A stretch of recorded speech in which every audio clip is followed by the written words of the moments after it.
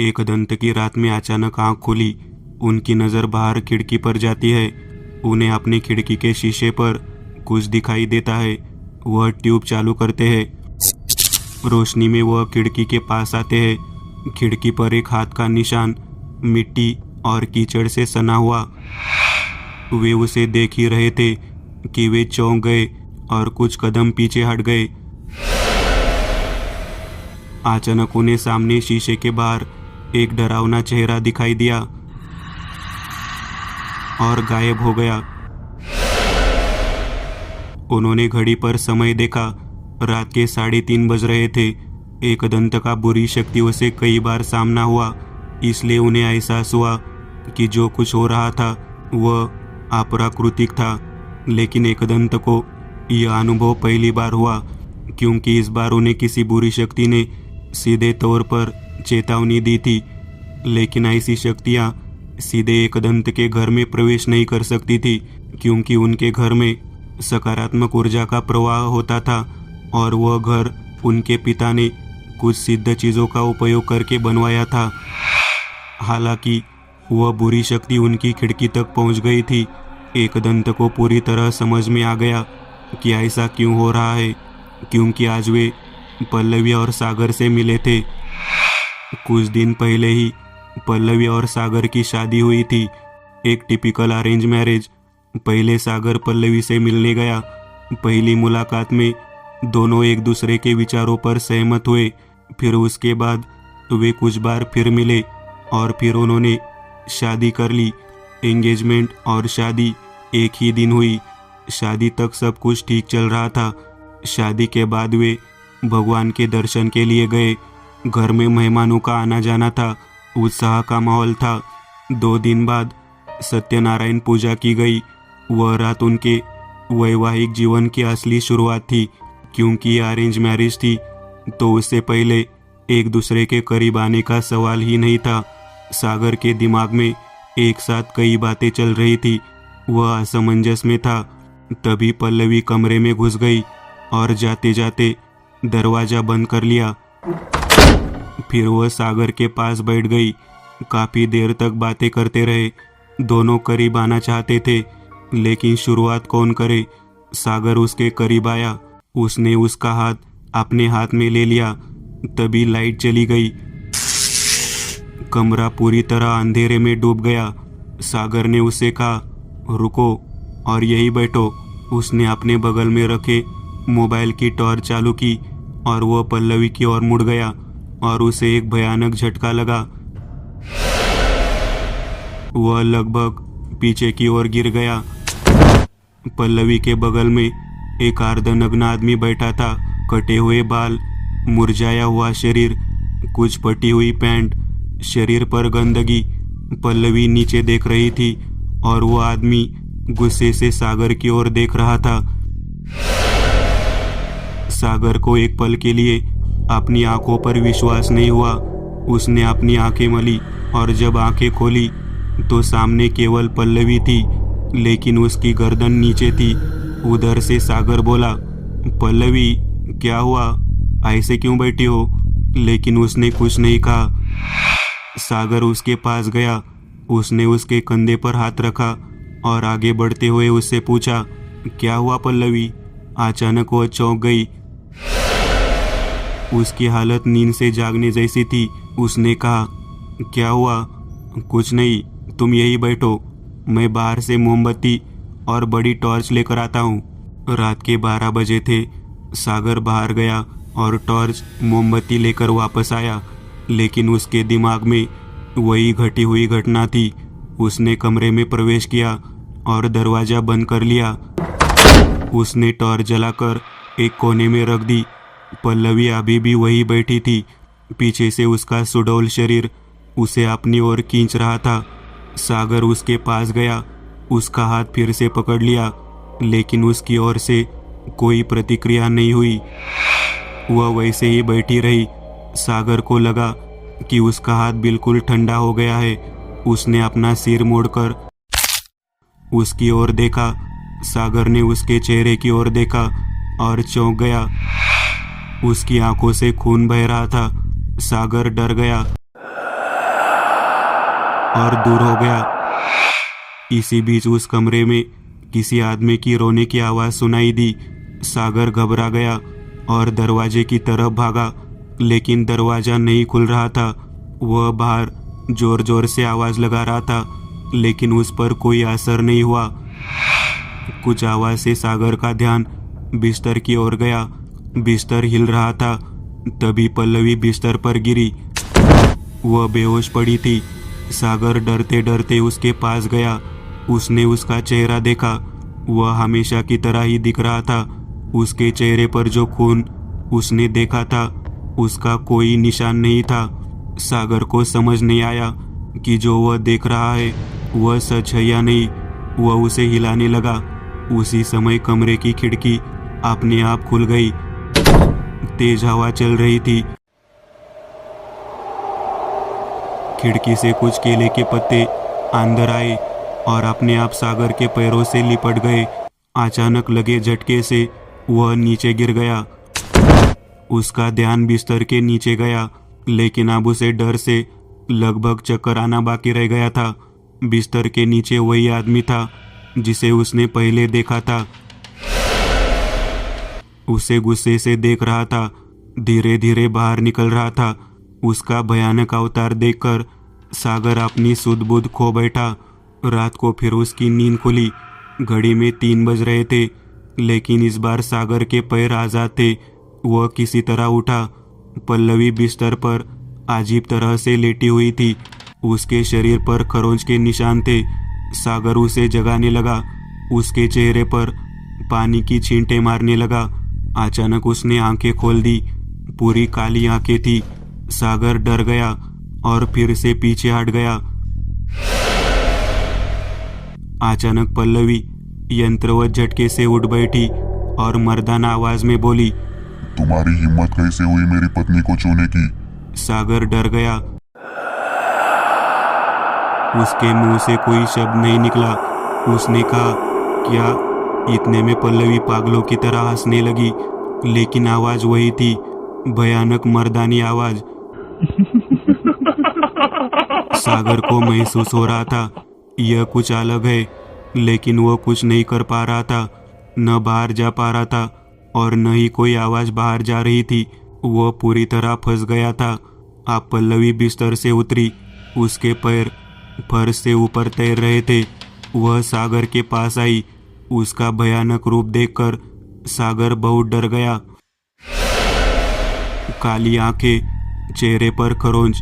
उसने सागर को आसानी से उठाया और सामने की दीवार की ओर फेंक दिया। सागर गिर गया और बेहोश हो गया। पल्लवी वैसे ही घूम कर आई और बिस्तर पर सो गई। और उसके साथ बिस्तर पर था वो। अगली सुबह सागर उठा। वह बिस्तर पर था। रात की यादें उसके दिमाग में कौन गई। वह दरवाजे की ओर भागा। दरवाजा खुला था। वह बाहर आया। घर में हमेशा जैसा माहौल था और पल्लवी उसके सामने आई। उसने शर्म से उसकी ओर देखा। उसे कुछ समझ नहीं आया।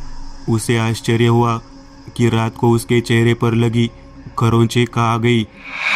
उसने पल्लवी को एक तरफ बुलाया और पूछा, आखिर क्या चल रहा है तेरा? कल रात कैसी थी और अब कैसी है? इस पर पल्लवी ने कहा, तुम क्या बात कर रहे हो? मुझे कुछ समझ नहीं आ रहा है। रात को तुम्हारे चेहरे पर खरोंचें आई थी, वे कहाँ गई? कुछ भी क्या? कैसी खरोंचें? तो तुम्हें कुछ याद नहीं आ रहा? पल्लवी ने मुस्कुराते हुए कहा, याद है ना, रात 3 बजे के बाद मैं बिस्तर पर सो रही थी। तब तुम मेरे पास आए, मुझे अपने पास पकड़ लिया और सागर चिल्लाया और बोला, क्या? मैं? ऐसे क्यों देख रहे हो? जैसे कोई भूत देख रहे हो। अच्छा जाने दो, आप क्या बातें करोगे, मुझे बहुत काम है। और वो चली गई। सागर ने अब सोचा उसे कुछ भी याद नहीं है। उसके दिमाग में केवल वो डरावनी यादें हैं। जैसा कि पल्लवी कहती है, उसे कुछ भी याद नहीं है। उसने घर में किसी को कुछ नहीं बताया क्योंकि उसे खुद पर विश्वास नहीं था और इस बात की बहुत कम संभावना थी कि कोई और उस पर विश्वास करेगा। उस दिन सभी मेहमान उनके घर चले गए। घर में सिर्फ सागर, पल्लवी और उसके माँ और पापा ही बचे थे। उस दिन वह आधी धुंधली और अजीब मानसिक स्थिति में था। रात हो गई, फिर वह अपने कमरे में सोने आ गया। कुछ देर बाद पल्लवी भी आ गई। वह दरवाज़ा बंद कर रही थी, लेकिन सागर ने उससे कहा, दरवाज़ा बंद मत करना। ओ, बिना दरवाज़ा बंद किए कैसे चलेगा? कहकर उसने दरवाज़ा बंद कर लिया। वह सागर के पास आकर बैठ गई। दरअसल अब उसे छूने की उसमें हिम्मत नहीं थी, लेकिन इस बार उसने सागर का हाथ थाम लिया। तभी कमरे में की आवाज़ आई और सामने की ट्यूब टूट गई। पल्लवी डर गई और सागर के करीब आ गई। सागर उठा और बाहर से झाड़ू ले आया। सारे कांच के टुकड़े इकट्ठा किए और दूर फेंक दिए। कुछ देर बाद उसने कमरे में बड़ी टॉर्च जलाई और फिर से बिस्तर पर बैठ गया। पल्लवी उसका इंतजार कर रही थी, लेकिन उसकी निराशा देखकर वो बोली, क्या कर रहे हो? कल कैसे थे और आज ऐसे हो? इस पर सागर ने कहा, तू कुछ भी कहे, मुझे कुछ याद नहीं है। क्या ये मजाक करने का समय है? कोई मजाक नहीं, मैं सच कह रहा हूँ। पल्लवी चिंतित होकर उसके करीब आई, उसके कंधे पर हाथ रखा और कहा, क्या हुआ, मुझे बताओ। तभी अचानक खिड़की का शीशा खुला। जोर से हवा का झोंका आया और पल्लवी ने सागर को जोर से धक्का दिया। सागर नीचे गिर गया। थोड़ा ऊपर उठकर उसने पीछे देखा। पल्लवी हवा में लेटी हुई थी। उसके पैर और हाथ नीचे लटक रहे थे। सागर ने उठने की कोशिश की। जैसे ही कुछ केले के पत्ते उसके शरीर से लिपटे, सागर फिर से गिर गया। इससे पहले कि सागर कुछ समझ पाता, पल्लवी हवा में सीधी हो गई और सागर की ओर देखा। सागर को पल्लवी का वही रूप दिखाई दिया जो उसने पिछली रात देखा था।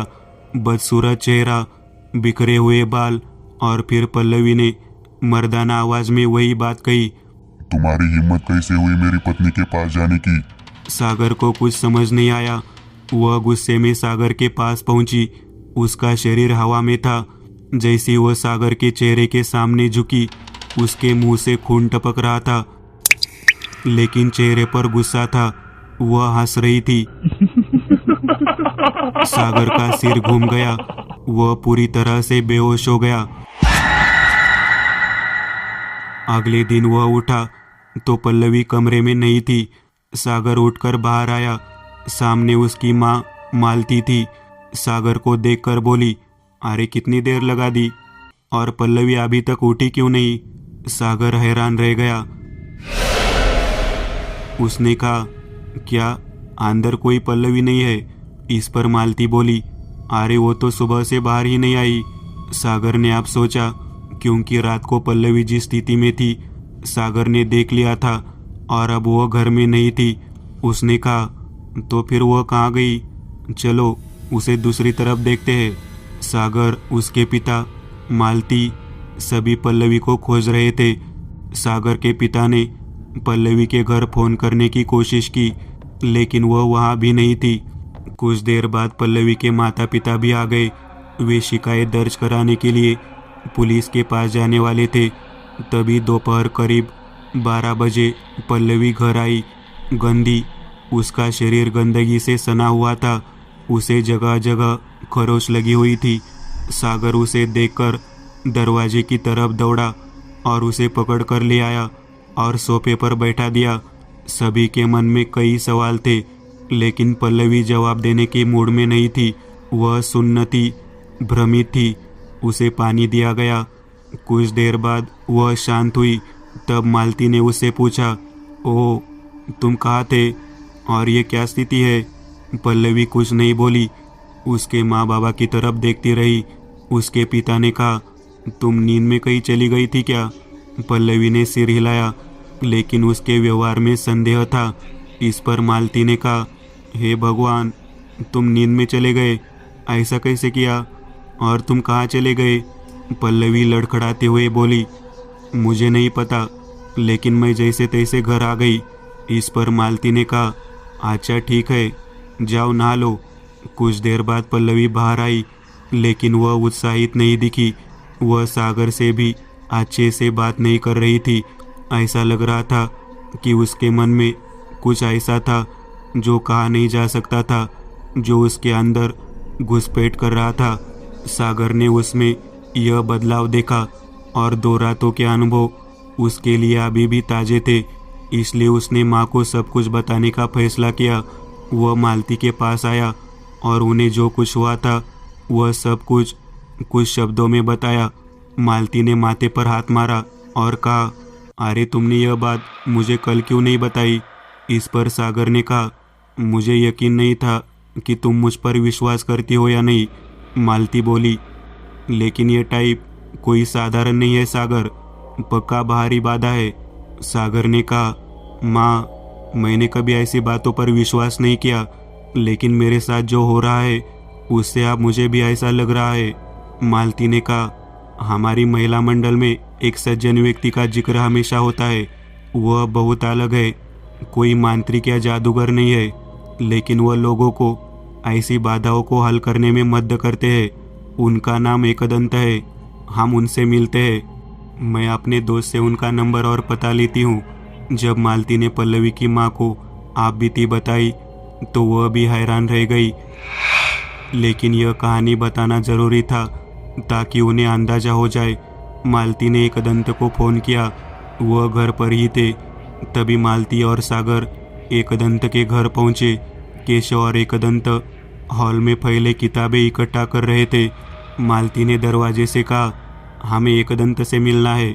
इस पर एकदंत ने कहा, अंदर आओ, मैं एकदंत हूँ। मालती और सागर अंदर आए और सोफे पर बैठ गए। उनके सामने एकदंत बैठे। एकदंत ने कहा, क्या काम है मुझसे? सागर ने संक्षेप में उसे बताया कि क्या हुआ था। एकदंत ने कहा, बस इतना ही, या तुम्हें और भी कुछ बताना है सागर? सागर को शर्म आ रही थी, लेकिन फिर भी उसने उन्हें घटना बताई। उसे कुछ भी याद नहीं था, लेकिन पल्लवी ने उसे बताया था।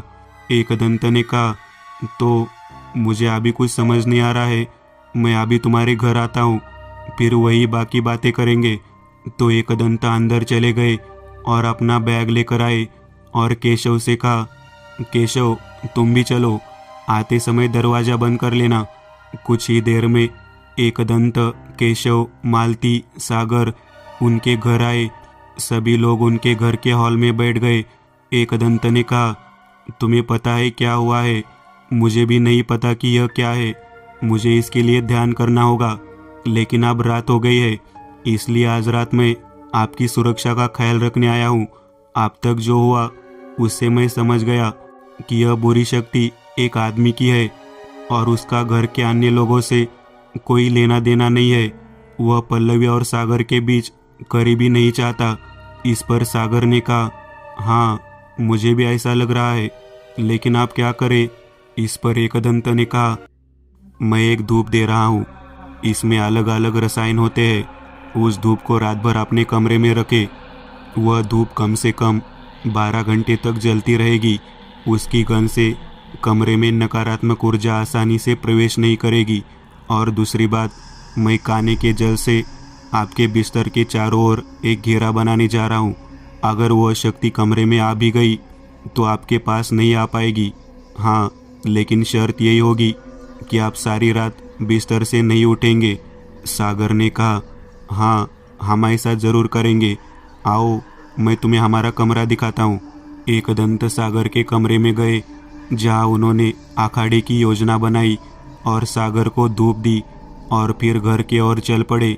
लेकिन जाते जाते बोले, मैं कल सुबह आऊँगा, तब तक अपना ख्याल रखना।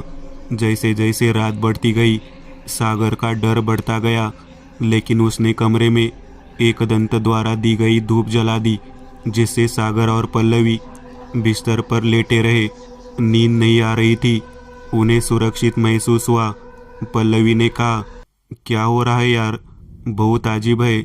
सागर ने कहा, हाँ, मैं भी यही सोच रहा हूँ, लेकिन हमारी अपनी सीमाएं हैं। आप आराम करने की कोशिश करते हैं, तुम गलती से भी बिस्तर से नहीं उतरना।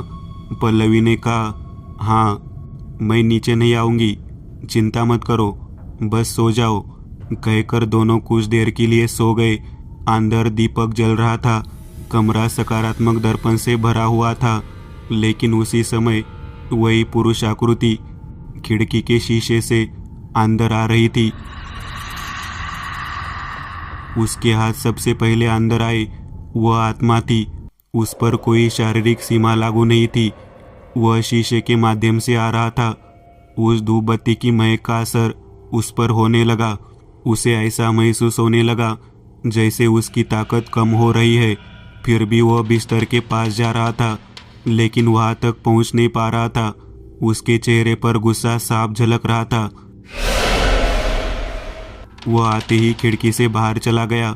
वह जानता था कि यह बाधा किसने पैदा की है। वह बदला लेने के लिए एकदंत के घर के पास पहुंच गया, लेकिन अंदर जाने में असमर्थ होने पर उसने गुस्से में अपना पंजा शीशे पर दे मारा। अब एकदंत को अंदाजा था कि यह वही शक्ति है, लेकिन पहले कभी किसी शक्ति ने उनका इस तरह पीछा नहीं किया था। उन्हें एहसास हुआ कि यह एक अलग मामला है, और ध्यान करते समय यह भी एहसास हुआ कि पल्लवी और उस बुरी शक्ति का इससे कुछ लेना देना है। दूसरी बात यह है कि उनसे कुछ छुपाया जा रहा था। एकदंत फिर सो गए। अगली सुबह जब वह उठे तो घर के पीछे जहाँ खिड़की थी वहाँ गए और शीशे पर लगी मिट्टी को उतारकर कपड़े में डाल दिया और वापस घर के अंदर आ गए। उन्होंने उस मिट्टी को अपने हाथ में रख लिया और कुछ देर के लिए अपनी आंखें बंद कर ली और ध्यान करने लगे। कुछ बातें उन्हें आंशिक रूप से समझ में आई। फिर वे सागर के घर आए। सुबह के 11 बजे थे। सागर के घर पर सभी लोग मौजूद थे। पल्लवी के माता पिता भी। एकदंत ने सीधे बात छेड़ी और पल्लवी से पूछा, इस शादी से पहले किसी लड़के के साथ तुम्हारा? पल्लवी ने इनकार में सिर हिला दिया। एकदंत ने फिर कहा, तो क्या इस शादी से पहले कुछ ऐसा हुआ था जो तुमने मुझे नहीं बताया? लेकिन इस पर पल्लवी और उसके माता पिता के चेहरे बदल गए। उनके बदले हुए भाव एकदंत की तेज नजरों ने कैद कर लिए। उन्होंने फिर कहा, कोई बात हो तो बताओ, क्योंकि तुम्हारी बेटी खतरे में है। इस पर पल्लवी की मां ने कहा, दरअसल हमें खुद पर शर्म आ रही है, लेकिन हुआ यूं कि पल्लवी की कुंडली में मंगल है, सागर की कुंडली में नहीं। लेकिन हम इस रिश्ते को हाथ से नहीं जाने देना चाहते थे, इसलिए हमने एक नकली कुंडली बनाई और उसका सागर के कुंडली से मिलान किया। लेकिन हमें लगा कि इस मंगल से उसे भविष्य में कष्ट न उठाना पड़े, इसलिए इससे छुटकारा पाने के लिए हम अपने गुरुजी से मिले। तब उन्होंने कहा कि पहले इसकी शादी किसी पीपल या केले के पेड़ से करो, फिर उसे भविष्य में कोई कष्ट नहीं होगा। लेकिन हम नहीं चाहते थे कि इस बारे में किसी को पता चले, इसलिए हमने कहीं दूर एक केले का पेड़ ढूंढा और एक रात उस पेड़ से पल्लवी की शादी कर दी। एकदंत ने कहा, अगर ऐसी बात है तो उससे पहले अगर पल्लवी का कुछ नहीं हुआ तो इस घटना से जरूर कुछ हुआ होगा। इस पर पल्लवी की मां ने कहा, झूठ बोलने के लिए हम सभी से माफ़ी मांगते हैं, लेकिन हमारी बेटी को यह मत बताना, क्योंकि वो ऐसा नहीं चाहती थी, लेकिन हमने उसे ज़बरदस्ती ऐसा करने के लिए कहा और किसी को न बताने की कसम भी खाई। इस पर मालती ने कहा, ठीक है, हम इन बातों पर यकीन नहीं करते, लेकिन अब हमें इस मुसीबत से बाहर निकलना होगा। पल्लवी, जो काफ़ी देर तक चुप थी, वो बोली, उस दिन मैं पूरी रात घर पर नहीं थी। जब उठी तो उसी केले के पेड़ के नीचे लेटी हुई थी, लेकिन यह सब हुआ तो मैं घर पर सच नहीं बता पाई। इस पर एकदंत ने कहा, तब एक बात स्पष्ट हो गई कि जो कुछ भी है उसका संबंध उस केले के पेड़ से है, क्योंकि सागर भी 2 बार केले के पत्तों से लिपटा था। आप मुझे वो केले का पेड़ दिखाओ, फिर तय करेंगे कि क्या करना है। कुछ ही देर में एकदंत, केशव, सागर और पल्लवी के पिता वहाँ उस पेड़ के पास पहुँच गए। एकदंत आसपास देख रहे थे और कहा, इस क्षेत्र को देखे तो कहीं भी केले का पेड़ नहीं है, तो फिर यहाँ केवल एक ही पेड़ क्यों है? निश्चित रूप से कुछ अलग है। सागर ने कहा, ऐसा कभी नहीं सुना कि केले के पेड़ पर भूत हो। एकदंत ने कहा, सागर, तुम खुदाई करने वालों को यहाँ बुलाओ, हमें इस पेड़ को काटकर इसके नीचे खुदाई करनी है। कुछ देर बाद खुदाई करने वाले आए। तब तक एकदंत ने पेड़ के कुछ दूरी पर काने के पानी से एक आखड़ा बना दिया। फिर लोगों ने पेड़ के किनारे खुदाई शुरू कर दी। 1 फुट खोदने के बाद ही उन्हें वहाँ टूटी हुई इंसानी हड्डियाँ मिली और वो हड्डियाँ पेड़ के ठीक नीचे थी। वही खुदाई के दौरान टीले के दूसरी ओर एक मानव खोपड़ी भी मिली। एकदंत ने खुदाई बंद कर दी और उनसे पेड़ काटकर बाहर निकालने को कहा। जब पेड़ बाहर निकाल लिया गया तो उन्होंने कुछ देर तक देखा। जब उन्होंने देखा कि ये पेड़ कंकाल के पेड़ से बाहर आ गया है, बाई और पड़ी हड्डियाँ पेड़ों की जड़ों में रीढ़ की हड्डी के हिस्से थे। एकदंत को अब सारी बात समझ में आ गई। उन्होंने वहाँ मौजूद लोगों को बताया और पूरी मिट्टी छानकर हड्डियाँ अलग करने को कहा।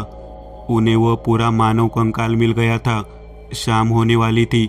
एकदंत ने कहा, मैं एक सज्जन को जानता हूँ जो गतिविधियाँ कर रहे हैं, मैं उन्हें बुलाता हूँ। एकदंत के साथ क्या हो रहा था यह किसी और को नजर नहीं आया। शाम 7 बजे सज्जन आए। उन्हें देखते ही एकदंत बोले, क्या तुम्हें यह हड्डी का टुकड़ा दिख रहा है? तुम इस पर उचित क्रियाकर्म करना है, तुम इसे अग्नि भी देना है। सज्जन ने सारी क्रियाएं की और हड्डियों में आग लगा दी गई। अपनी राख को एक कपड़े में इकट्ठा करके वह सज्जन राख को दफनाने जा रहे थे, इसलिए वे राख को अपने साथ ले गए। एकदंत केशव को अपने घर भेजते हैं और वह सागर के साथ घर जाते हैं। रात 10 बजे सभी लोग घर लौट आए। उस समय एकदंत ने कहा, वह आत्मा अब मुक्त हो गई होगी, लेकिन फिर भी आज रात तुम सावधान रहना। आज हम कुछ भी तैयारी नहीं करेंगे, हमेशा की तरह सो जाओ। लेकिन मैं आज यही रुक रहा हूँ, कुछ हो जाए तो संभाल लेने के लिए। बाकी के बारे में हम कल बात करेंगे। खाना खाकर सब सो गए। सागर और पल्लवी को डर के मारे नींद नहीं आई। किसी तरह रात कटी, कुछ अलग नहीं हुआ। अगली सुबह एकदंत ने केशव को फ़ोन किया, वहाँ भी सब कुछ ठीक था। फिर सुबह सभी लोग एकदंत के साथ हॉल में बैठे और फिर एकदंत बोले, रात को सब ठीक था ना? सभी ने सिर हिलाया और सागर ने कहा, हमें अभी भी कुछ समझ नहीं आया, क्या आप हमें बता सकते हैं? इस पर एकदंत ने कहा, हाँ, अच्छा सुनो। किसी आदमी की हत्या करने के बाद उजागर होने से बचने के लिए उसे वही दफनाया गया था। वह एक जवान आदमी था, लेकिन उसकी शादी नहीं हुई थी। दूसरी बात यह है कि उसने बीज वाला केला खाया और कुछ ही देर बाद उसकी हत्या कर दी गई और उसे तुरंत दफना दिया गया। मृत्यु के बाद मनुष्य की सभी प्रतिक्रियाएं, हलचलें बंद हो जाती है, पाचन क्रिया भी बंद हो जाती है और उसके पेट में वो केले के बीज ऐसे थे, शरीर सीधे मिट्टी में मिल गया कि 5-6 दिन में मिट्टी के जीव उसका मांस खा गए। तो इसे कुदरत का करिश्मा कहे या कुछ और। उस केले के बीज से एक पेड़ उगाया और शायद बारिश का मौसम था, इसलिए पेड़ को पोषण मिला और वह बड़ा हो गया। लेकिन उस लड़के की आत्मा उस पेड़ से बंधी हुई थी, क्योंकि वह पेड़ उसी से उत्पन्न हुआ था और आपने पल्लवी की शादी उस पेड़ से कर दी। शादी की सभी रस्में निभाई उस पेड़ के साथ। उस आत्मा के साथ शादी हुई। वो आत्मा ही थी जिसने उसके साथ फेरे लिए और आत्मा की इतनी अधूरी इच्छाएं थी कि उसने पल्लवी को अपनी पत्नी समझ लिया। दरअसल वे शादीशुदा थे, लेकिन जब सागर ने उसे छूने या उसके करीब जाने की कोशिश की, लेकिन फिर आत्मा इसे सहन नहीं कर सकी और उसने ऐसी परेशानी दी और पल्लवी के प्रति उसके प्यार से वह और भी शक्तिशाली हो गया। फिर उन्होंने पल्लवी से कहा, उस दिन सागर के शरीर में वही आत्मा थी पल्लवी, इसलिए उसे कुछ भी याद नहीं है। पल्लवी को समझ नहीं आया कि वह इस बारे में क्या कहे। उसने कहा, लेकिन फिर अब? एकदंत ने कहा, जो कुछ हुआ उसमें सागर का शरीर शामिल था, इसलिए कोई दुष्परिणाम नहीं होगा।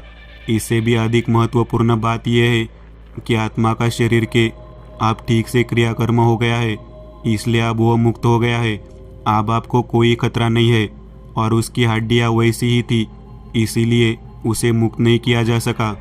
जब मेरे घर पर शीशे पर मिट्टी लगी तो मैंने अनुमान लगाया कि यह मिट्टी से जुड़ा है, और जब मैंने पेड़ देखा तो मुझे एहसास हुआ कि यह पेड़ प्रेतवादित है, और जो भी उस आत्मा से जुड़ा है वह मिट्टी में दफन हो गया होगा। इसलिए मैंने खुदाई के लिए कहा। सागर ने कहा, वास्तव में आपने हमें एक बहुत बड़ी मुसीबत से बचा लिया। मुझे नहीं पता कि आपको कैसे धन्यवाद दूँ। एक दंत ने कहा, धन्यवाद रहने दे, लेकिन आप पल्लवी को कष्ट मत होने देना। मैं ये भी नहीं जानता कि मंगल आदि के बारे में यह बात कितनी सच है, लेकिन यह सच है कि वह तुमसे बहुत प्यार करती है। सभी ने एक दंत को धन्यवाद दिया। एक दंत ने फिर एक केस अच्छे से सुलझाया था।